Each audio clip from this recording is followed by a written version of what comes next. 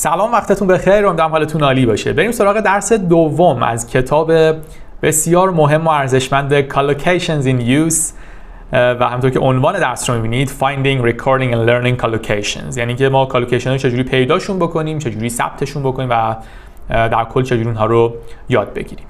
خب بریم سراغ شروع درس. Finding collocations. There are two main ways in which you can find collocations. خب دو تا روش اصلی وجود داره که ما از طریق اونها میتونیم collocation ها رو پیدا بکنیم. You can train yourself to notice them whenever you read or listen to anything in English. میگه میتونیم در واقع خودمون عادت بدیم که هر وقت یه چیزی رو به زبان انگلیسی میخونیم یا گوش میدیم به collocation ها توجه بکنیم. یعنی سعی کنید از الان به بعد این کارو بکنید. هر تکستی که میخونید یا هر لسنی که گوش میکنید، پادکستی که گوش میکنید، به کالوکیشن ها توجه ویژه تری داشته باشید. حالا میبینید یه متن کوچیک هم ما در واقع داریم که میخوایم بریم اینو بررسی بکنیم. میبینید توی همین متن کوچیک ما چه تعداد کالوکیشن رو در واقع داریم و میتونیم بررسی بکنیم. Look at the collocations that are worth learning from this short text in English. در واقع کالوکیشن هایی که ارزش در واقع یادگیری رو دارن توی این متن میخوایم بررسی بکنیم. After giving Mark a lift to the airport, Julie made her way home. خب میگه بعد از اینکه جولی مارک رو با ماشین در واقع به فرودگاه رسوند، به سمت خونه راه افتاد. خب اینجا میبینید دو تا کالوکیشن داریم که بولد شده. یکی give someone a lift هست. Give someone a lift یعنی کسی رو با ماشین به جای رسوندن هستش. و کالوکیشن بعدی هم میبینید make one's way home هستش. یعنی میگید در واقع I made my way home یعنی به سمت خونه راه افتادم. یعنی راه خونه رو در واقع راه خودمون رو به سمت خونه پیش گرفتن. What an exciting life he led. خب اینجا led در واقع گذشته فعل lead هستش. ما کلمه life رو اینجا با فعل lead میتونیم بگیم. در واقع lead a life یعنی نوع زندگی داشتن، یعنی همون زندگی کردن هستش. میگه چه زندگی هیجان انگیزی داشت. At times Julie felt desperately jealous of him. خب داریم که گاهی اوقات جولی به شدت به او حسادت میکرد. خب jealous رو که احتمالاً بلدید به معنای در واقع حالا حسود هستش. بعدش هم که از آب استفاده میکنیم. حالا اگه بخوایم در واقع شدت اینو زیاد بکنیم، بگیم یه نفر دیگه به شدت در واقع حسوده، میایم از desperately استفاده میکنیم که خیلی کالوکیشن قشنگی است. Desperately jealous یعنی بسیار حسود، یعنی به شدت حسود. She spent her time doing little more than taking care of him and the children. او بیشتر وقتش رو صرف چیزی نمی‌کرد جز اینکه از او بچه‌ها مراقبت کنه. خب اینجا spend her time رو داریم. Spend one's time doing something. می‌بینید بعدش هم در واقع فعل ing دار اومده.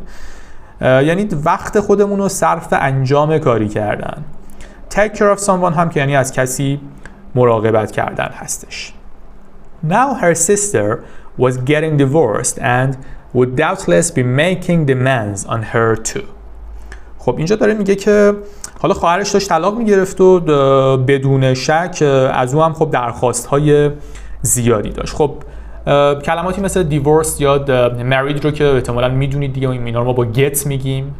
get married, get divorced، این ازدواج کردن، طلاق گرفتن. و مورد بعدی make demands on someone هست، یعنی از کسی درخواست‌های زیادی داشتن، یعنی در واقع از کسی توقع داشتن. میتونیم در واقع از این کالوکیشن استفاده کنیم. make demands on someone، به حرف اضافه هم دقت بکنید که on هستش، یعنی توقع زیادی از کسی داشتن. در ادامه میگه Julie had promised to give her sister a call as soon as she got home, but she decided to run herself a bath first. میگه جولی قول داده بود به محض اینکه به خونه رسید به خواهرش زنگ بزنه، ولی تصمیم گرفت اول برای خودش وان حموم آماده بکنه. خب اینجا ما دو تا کالوکیشن داریم. یکی give a call هست. give someone a call یعنی همون تماس گرفتن هست، به کسی زنگ زدن. و مورد بعدی هم run a bath. run oneself a bath یعنی در واقع میگیم run myself a bath یعنی آماده کردن. اینجا run به معنای آماده کردن هست، معنای دویدنی که خب معمولا توی ذهن ما هست نیست.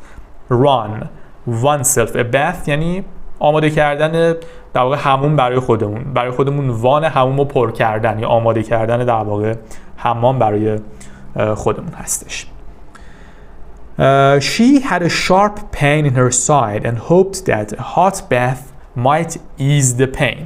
خب میگه او توی پهلوش در واقع درد شدیدی داشت و امیدوار بود که یه حمام آب گرم بتونه دردش رو کاهش بده. خب اینجا هم میبینید دو تا کالوکیشن داریم، یکی شارپ پین هستش. خب پین که به معنای درد هست، حالا اگه بخوایم بگیم درد شدید میایم از در واقع صفت شارپ استفاده میکنیم.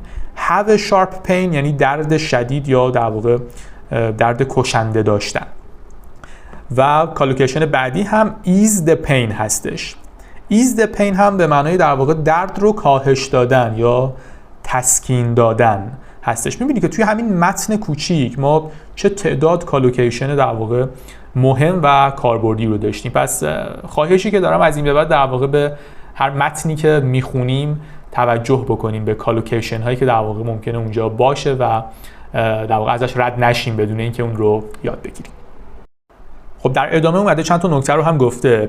Get into the habit of making a note of any good collocations you come across in any English text you read. خب اینو در واقع حالا خدمتتون عرض کردم که داره میگه عادت کنید که هر کالوکیشن خوبی رو که توی هر متن انگلیسی میبینید و بهش برمیخورید در واقع یادداشت کنید. اینجا come across به معنای یه چیزی رو اتفاقی دیدن یا برخورد کردن در واقع به یه چیزی است. میگه به هر کالوکیشنی که در واقع برمیخورید حالا توی هر تکست انگلیسی اون رو یادداشت بکنید. You can find them in any good learner's dictionary. میگه ما اونها رو توی در واقع دیکشنری ها هم میتونیم، توی فرهنگ لغت ها هم میتونیم پیدا بکنیم. خب اینجا یه مثال هم اومده زده. For example, if you look up the word sharp, you will find some of the collocations. میگه مثلا اگه کلمه sharp رو توی یک دیکشنری ما سرچ بکنیم، خب بعضی از این کالوکیشن ها رو اونجا میتونیم ببینیم و پیدا بکنیم. که اینجا چند تا مثال اومده گفته. A sharp pain یعنی درد شدید یا مثلا تیر کشنده‌ای که اگه مثلا توی بدنمون داریم. A sharp bend or a sharp turn یعنی یه پیچ تند. A sharp contrast, a sharp difference, a sharp distinction یعنی در واقع یک تضاد، تفاوت یا یک تمایز واضح و شدید. A sharp rise, a sharp increase, a sharp drop یعنی افزایش یا رشد یا کاهش شدید. می‌بینید این کلمات رو در واقع ما با شارپ میتونیم بگیم. خب شارپ در واقع فقط به معنی تیز نیستش و می‌بینید که توی این کالوکیشن های مختلف میتونه معانی متفاوتی از جمله شدید، ناگهانی یا در واقع واضح هم داشته باشه. و در ادامه هم می‌بینید که نکته بعدی رو گفته when you look up a new word make a point of noting it down in several different collocations. در واقع میگه وقتی یه کلمه رو ما توی دیکشنری حالا سرچ می‌کنیم سعی کنیم که اونو توی چند تا در واقع کالوکیشن مختلف یادداشت بکنیم. یعنی فقط دنبال اون کلمه نباشیم، ولی ببینیم اگه چند تا کالوکیشن مفید و کاربردی داره اونها رو هم حالا اگه دفترچه یادداشتی داریم برای لغاتمون اونها رو هم یادداشت بکنیم. خب توی این قسمت اومده در واقع در مورد ثبت کردن کالوکیشن ها صحبت کرده. Recording collocations. The best way to record a collocation is in a phrase or a sentence showing how it is used. یه بهترین روش برای اینکه در واقع ما کالوکیشن رو حالا توی ذهنمون در واقع به خاطر بسپاریم اون رو ثبتش بکنیم اینه که توی یه عبارت یا جمله‌ای در واقع اون رو یادداشت بکنیم که نشون بده چجوری داره استفاده میشه. Highlight the collocation by underlining it or by using a highlighting pen.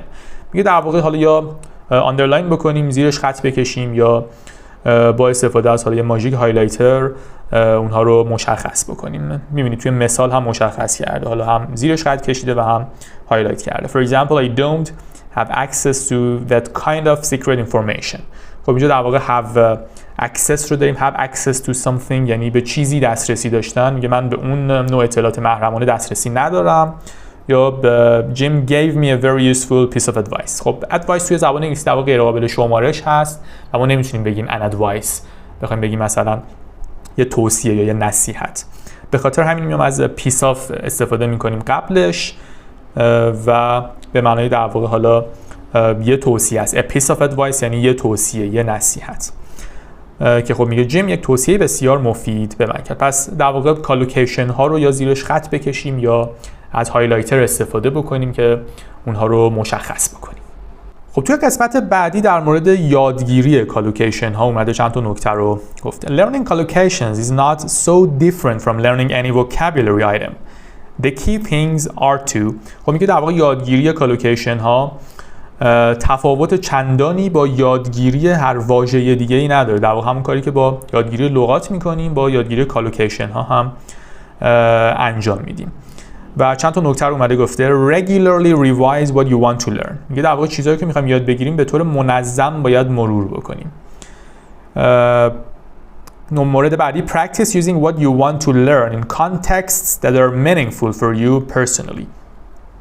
میگه استفاده از چیزایی که در واقع میخوایم یاد بگیریم توی موقعیت‌هایی که شخصاً برای ما معنادار هستن تامین بکنیم. یعنی فقط کالوکیشن‌ها رو حفظ نکنیم، سعی کنیم اونا رو توی جمله‌هایی استفاده بکنیم که به زندگی و تجربه شخصی ما هم مربوط هستند.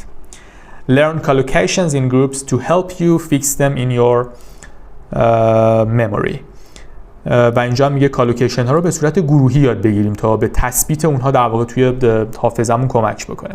You might group together collocations learning to the same topic or you might group collocations based on the same word. میگه ممکنه کالوکیشن های مربوط به یک موضوع مشابه رو مثلا توی یک گروه قرار بدیم یا ممکنه به کالوکیشن ها رو بر اساس یک کلمه مشترک بیایم دسته‌بندی بکنیم.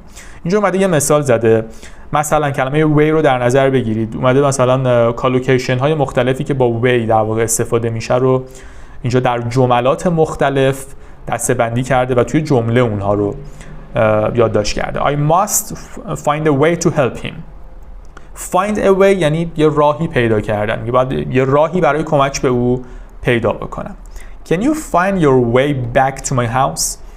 Find your way یعنی راه رو پیدا کردن یا راه خود را پیدا کردن هستش. مثلا میگه میتونی راه برگشت به خونه من رو پیدا بکنی. مورد بعدی مثلا I learned the hard way that Jack can't be trusted.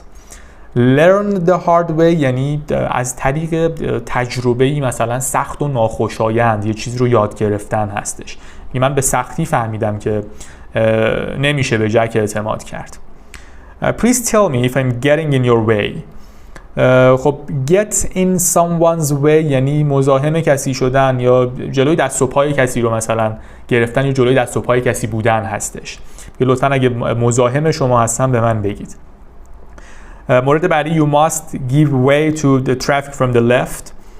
Give way to یعنی راه دادن به، یعنی در واقع حق تقدم دادن به کسی. میگه باید به خودروهایی که از سمت چپ میان راه بدیم، بهشون حق تقدم بدیم. I've tried every possible way to get him to change his mind. و مورد بعدی هم میبینی در واقع try every possible way هستش، یعنی هر راه ممکن در واقع هستش. میگه من هر راه ممکنی رو امتحان کردم تا اونو متقاعد بکنم که نظرش رو تغییر بده. خب درس کاربردی بود این که ما چجوری کالوکیشن ها رو یاد بگیریم. پس سعی کنید از این به بعد هر تکستی که میبینید در واقع اونها رو ازشون به راحتی نگذرید. یه مقدار دقیق تر بشیم توی تکست، ببینیم اگه کالوکیشنی وجود داره، اگه مثلا ببینیم یه صفت با چه قیدی اومده، با چه ناونی بعدش اومده، اینها رو دقت ویژه‌ای بهشون داشته باشیم و از این به بعد اگه کلمه رو سرچ می‌کنیم توی دیکشنری به کالوکیشن هایی که اون کلمه میتونه داشته باشه هم دقت بیشتری داشته باشیم. خب خیلی ممنونم که توی این درس هم با من همراه بودید. امیدوارم براتون مفید بوده باشه و توی درس‌های بعدی در خدمتتون هستم.